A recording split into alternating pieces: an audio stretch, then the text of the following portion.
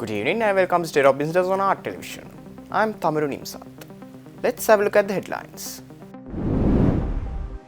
The long-dormant Export Development Council to strengthen the country's economy. President intervenes. Addressing the issues of irregular migration, Sri Lanka discusses with the Bali process in Australia. News in detail.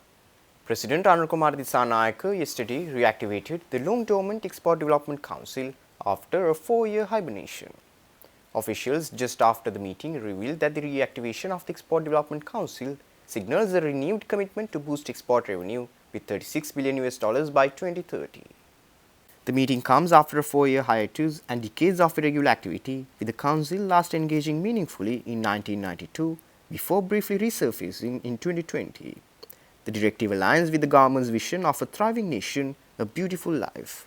The session marked a turning point with key representatives from ministries spanning trade, shipping, plantations, agriculture, industry, textiles, fisheries, finance, foreign affairs, supply chain, and rural development. Its primary objective is to enhance Sri Lanka's global competitiveness by formulating and implementing national export development policies and programs. President Dissanayake asserted that achieving the 2030 target would require a shift towards an export-driven economy, leveraging the country's strategic geographic location, skilled workforce, and abundant natural resources. The strategy aims to revitalize domestic manufacturing industries, increase competitiveness in the export sector, and expand Sri Lanka's global market footprint. Renewable energy adoption, modernized technology, and investment incentives are central to the plan, which also seeks to attract significant foreign direct investment through a newly established Investment Facilitation Committee under a national framework, creating a conducive environment for new investments, reducing production costs, and ensuring the availability of essential infrastructure and resources. The meeting of the reactivated Export Development Council also revealed that export revenue, which stood at $16.17 billion in 2024, is expected to rise to $18.2 billion in 2025. The meeting further detailed that this move also has a long-term goal of reaching $36 billion by 2030 through a comprehensive action plan. A standout decision from the meeting was the introduction of a VAT refund system for tourists at the airport designed to incentivize purchases of made in Sri Lanka goods. Additionally, delays in export inspections will be addressed with the installation of an automated scanning system at the Bandaranaike International Airport in Katanaika, funded by the Industries Ministry, replacing the outdated manual processes. Another significant move is the decision to enable domestic inspection of railway engines, previously a barrier to exporting locally manufactured engines. It was also decided to introduce renewable energy sources to reduce costs within the export sector and to launch a program to encourage exporters to adopt modern technology, enhancing cost efficiency while conserving electricity. In addition, the government has earmarked funds from the CES Fund to support programs for entrepreneurs and investors, aiming to meet the ambitious export targets. Specific focus was also placed on boosting key industries such as gems and jewelry, with export incentives tied to accurate valuation methods. Additionally, the electronics sector is set to benefit from customs duty concessions on raw material imports, paving the way for increased exports of locally manufactured electronic devices. Digital transformation also featured prominently in the discussions, with plans to modernize export data systems and streamline administrative processes. During the meeting, banking reforms to increase guarantee limits for service exports were also proposed as a means to incentivize growth in this segment.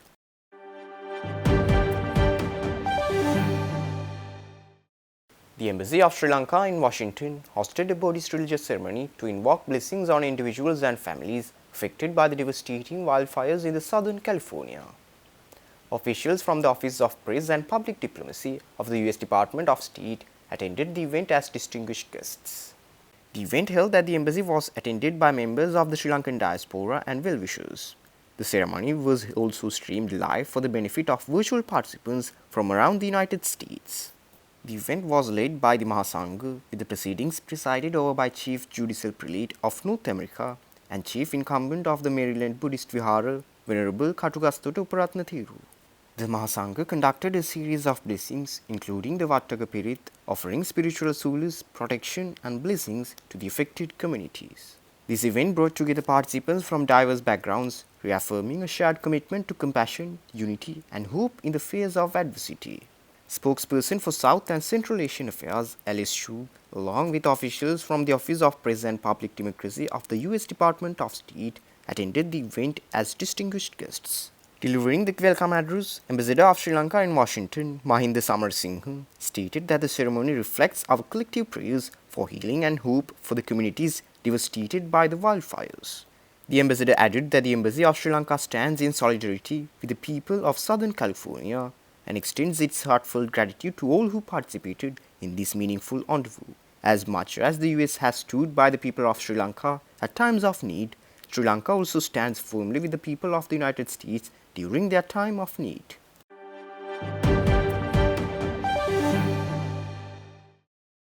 Stay tuned. We will return after this short commercial break.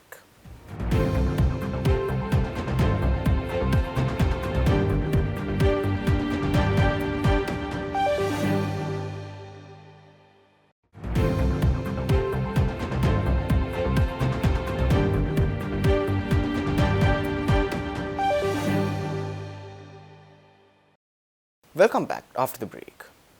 Sri Lankan diplomats in Bangkok engaged in fruitful talks with the Regional Support Office of Bali Process in Australia on exploring avenues for enhanced cooperation in addressing issues of irregular migration and many other topics. Sri Lankan delegation was represented by Ambassador and Permanent Representative of Sri Lanka in Bangkok, Vijayanta Edrisinghe, and few other officials. Regional Support Office of Bali Process in Australia was represented by David Scott and senior officials of the Bali Process on people smuggling, trafficking in persons and related transnational crime. The discussions mainly focused on exploring avenues for enhanced cooperation in addressing issues of irregular migration, people smuggling, human trafficking and other transnational crimes, including the ongoing cyber scam crisis in the Southeast Asia region. The ambassador underscored the urgency of strengthening regional engagement and enhancing joint efforts to effectively combat such challenges. Highlighting the growing threat posed by cyber scam centers and cross-border criminal networks, she emphasized the need for a unified and coordinated response by Bali Process members. The RSO co-manager provided an overview of the ongoing operations and activities in the region, while noting the close collaboration of the Bali Process with Sri Lanka on key initiatives. The ambassador expressed gratitude for this partnership and called for further technical expertise, intelligence sharing, and capacity building support to address emerging threats. She highlighted the importance of collective commitment from all member states and partner organizations to address the pressing issues effectively. Sri Lanka reaffirmed its dedication to working alongside the Bali Process and its members to develop comprehensive strategies and innovative solutions to counter irregular migration, people smuggling, and human trafficking, while fostering a safer and more secure region for all.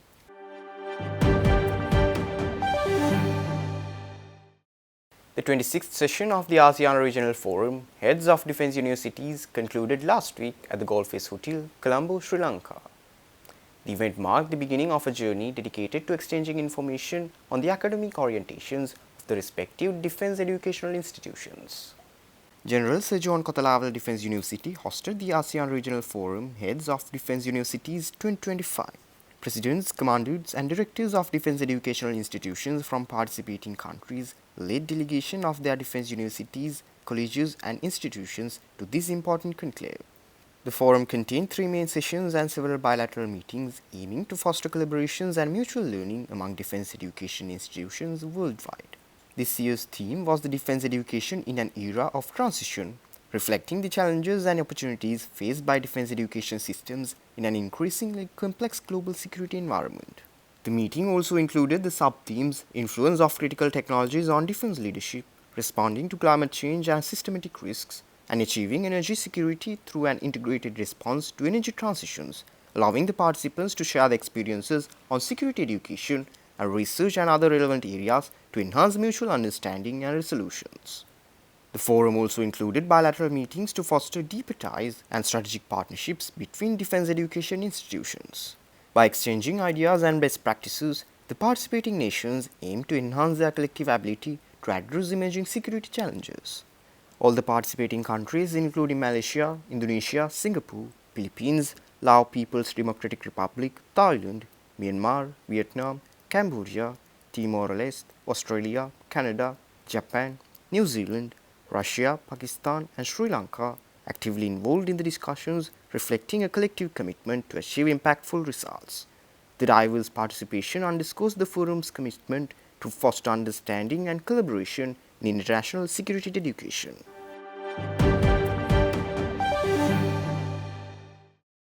A special two-day event has been organized to commemorate the 200th anniversary of the Hill Country Tamil community's arrival in Sri Lanka. The United Nations in Sri Lanka and the Embassy of Japan jointly supported the Malayaha Teachers Research Conference commenced yesterday and concluded this evening. Organized by the Law and Society Trust in partnership with the Young Researchers Network, the conference brought together educators and young researchers from the Hill Country Tamil community. Over the past year, an initiative has cultivated a network of young teachers and researchers, predominantly women, who have been trained by senior academics to develop research on key issues including land rights, education access, employment, and gender equality. The conference, which was attended by key stakeholders including the Coordinating Secretary of the Ministry of Education, Higher Education and Vocational Education, showcased research that delves into the socio-economic challenges affecting the Hill Country Tamil community, including the ongoing impacts of Sri Lanka's economic crisis. It served as a platform for dialogue aiming to foster sustainable solutions and broader social change, particularly through improvements in education, housing, and working conditions. United Nations Resident Coordinator in Sri Lanka, Mark Andrefrange, said that the Hill Country Tamil community exemplifies resilience, yet systemic barriers continue to hinder their progress. He asserted that the conference is a vital step toward empowering this community through education and actionable research.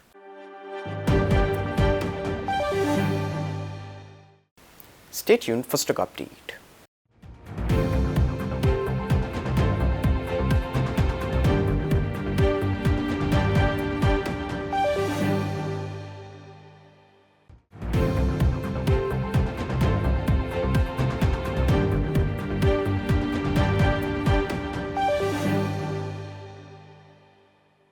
Trading at Colombo Stock Exchange ended on positive notes today. The all share price index gained by 75.19 points to close at 17,119.86 and the S&P SL20 gained by 14.48 points to close at 5,159.85.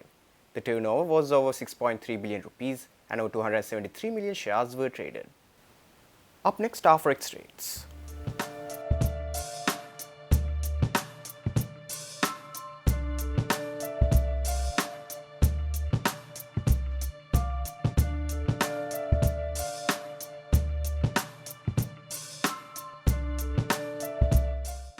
That's all our news for today. For this and more, subscribe to our channel on YouTube and follow us on Facebook.